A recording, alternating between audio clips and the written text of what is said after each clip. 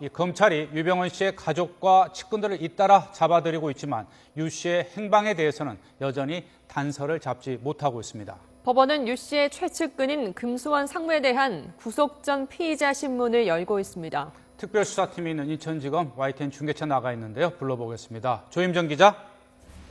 네, 인천지방검찰청입니다. 네, 금수원 상무, 유 씨의 오른팔로 알려진 이석환 씨 구속 여부 언제쯤 최종적으로 나올 수 있나요?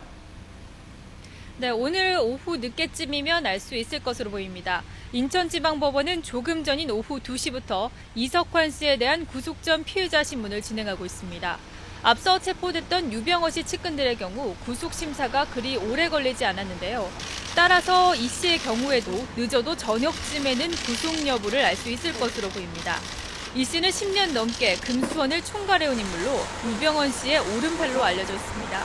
지난 4월 말에는 전남 순천에 있는 별장을 은신처로 준비하는 등 유 씨의 도피도 총괄 기획한 것으로 전해졌습니다. 네, 이 씨의 혐의가 도피 초기에 유병헌 씨를 금수원에서 빼돌렸다는 점인데요. 유 씨의 행방은 잘 알고 있을 텐데 이 검찰 수사에서 단서를 제공하고 있습니까? 그렇지는 않은 것 같습니다. 아직까지 입을 열지 않고 있는데요. 이석환 씨는 유병헌의 행적에 대해 아는 게 없다며 모르쇠로 일관하고 있습니다. 하지만 검찰은 이석환 씨가 유병헌의 행적을 어느 정도는 알고 있는 것으로 보고 이 씨의 입에 주목하고 있습니다. 특히 이 씨가 구원파 내부 강경파에 밀려서 구원파 핵심에서 배제됐다는 분석도 있어 내심 기대를 하고 있습니다. 더욱이 이 씨가 체포되기 전 자수를 고려한 것으로 알려져 검찰에 협조할 가능성도 적지 않은 상태입니다. 검찰은 앞서 붙잡힌 유 씨의 측근들에 대한 조사도 계속 이어가고 있는데요. 이들의 말 한마디 한마디가 큰 단서가 될 수 있다고 보고 세밀한 분석 작업을 하고 있습니다.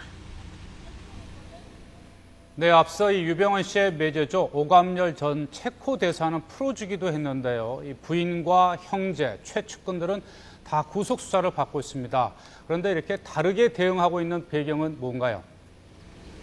네, 검찰 수사에 얼마나 협조하는지에 따라 검찰의 대응 방식도 달라지는 것으로 분석됩니다.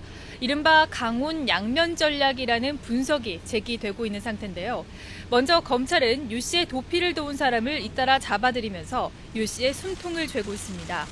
구원파 신도뿐만 아니라 유 씨의 부인과 형제들도 줄줄이 잡아들였는데요. 하지만 수사에 협조하면 풀어준다는 방침을 내부적으로 세운 것으로 분석됩니다. 특히 검찰은 유 씨의 도피 생활이 점점 길어지고 있는 데다 측근들이 잇따라 구속되면서 유 씨뿐만 아니라 측근들의 심리 상태도 위축돼 있을 것으로 보고 긴장을 늦추질 않고 있습니다. 지금까지 인천지방검찰청에서 YTN 조임정입니다.